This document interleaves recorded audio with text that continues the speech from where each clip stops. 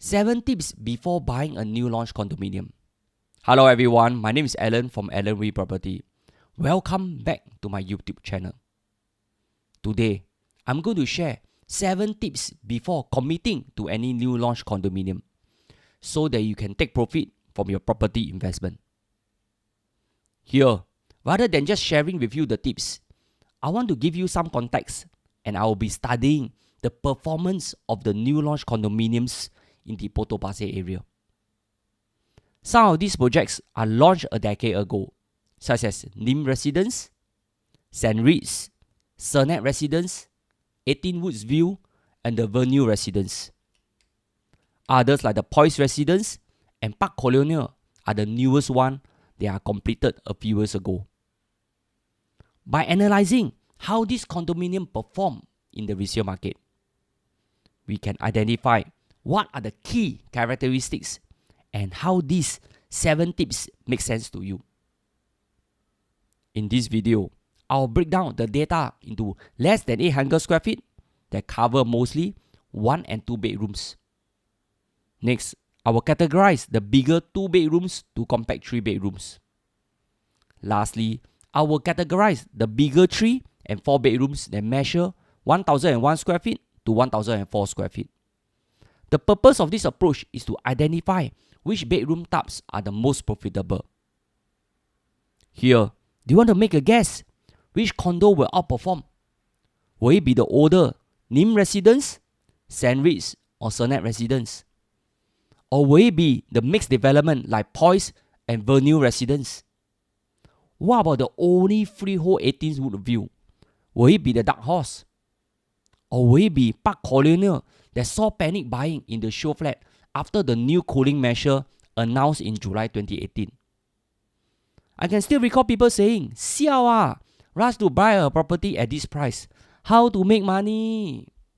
As usual, pause this video and make a guess. You will be in for the surprise. Let us dive straight into the discussion.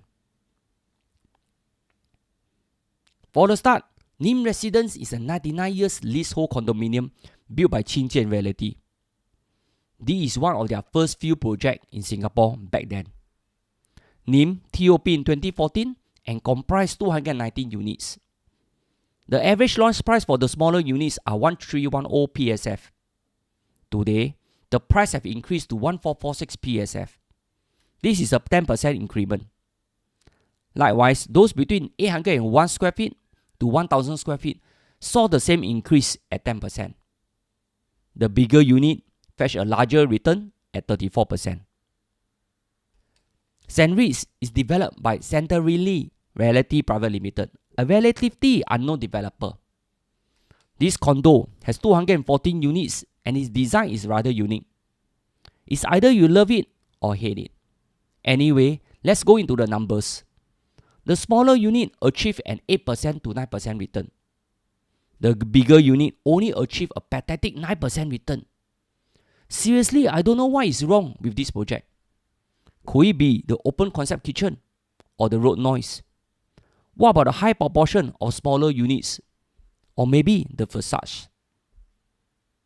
Sennett Residence is another 99 years condo built by Tuang Seng Holding.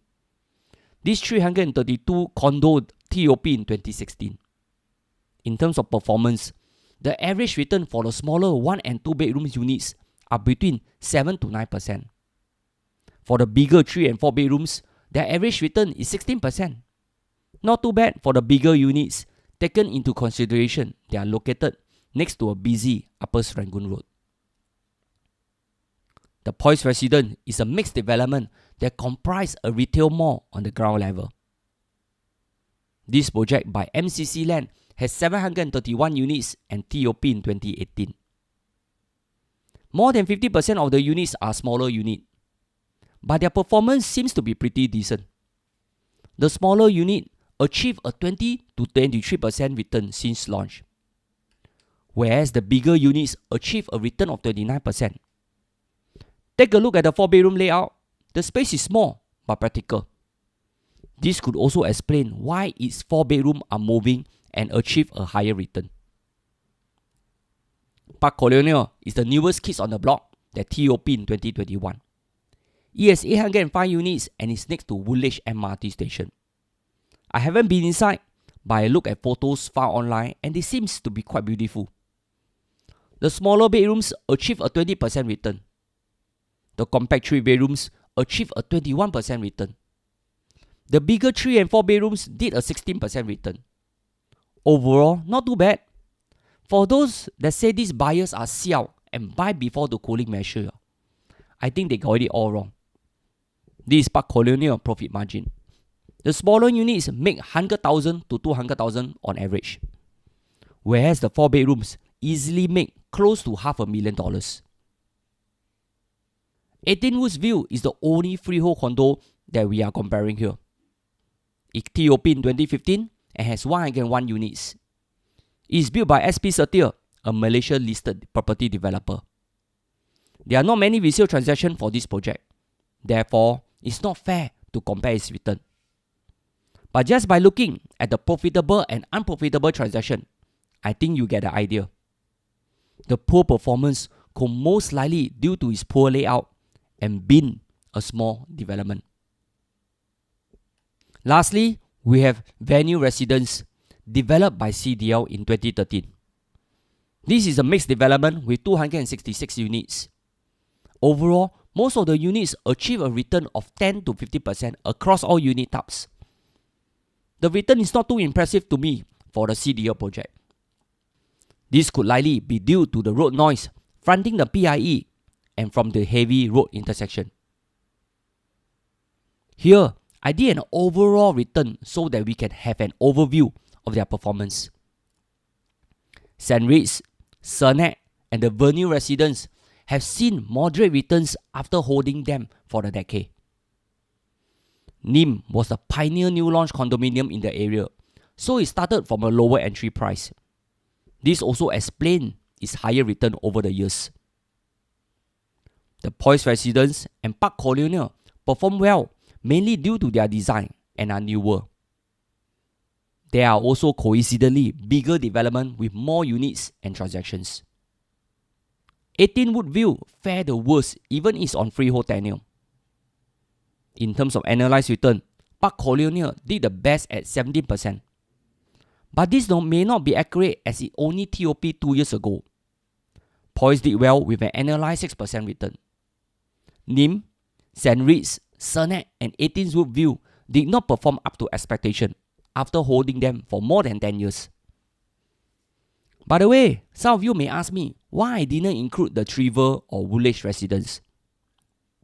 I didn't because there is not enough resale transaction to compare.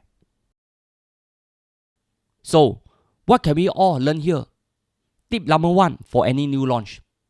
Go for the big project over a small project. Go for those big projects as they will have more transactions to support their valuation. Small project will usually be forgotten after its launch.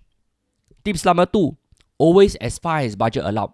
Go for the bigger 3 and 4 bedrooms, as this is mostly sought after by families.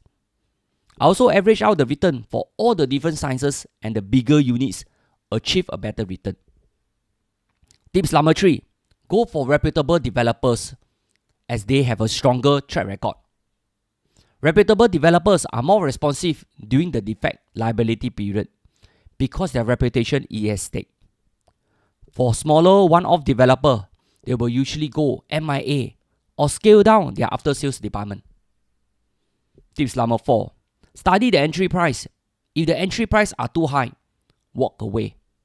Else, you will suffer the same fate as 18 Woodsville. Tips number 5, study the layout. Ask yourself if it is practical to stay with such a design. Find out who is the architect and builders. They also play a part in this built environment. Tips number 6, freehold is not everything. Not all freehold new launch condo can make money. You have to look at it from a broader context. Tips number 7, go for a project that has a unique selling point. Poiz is a mixed development and Park Colonial is next to Woodville MRT station. Here, if you have followed these 7 tips closely and make money in upcoming new launch, please remember to show me the thumbs up when you see me outside. That's all for today and hope you enjoyed this video. Also, don't forget to give this video a thumbs up too.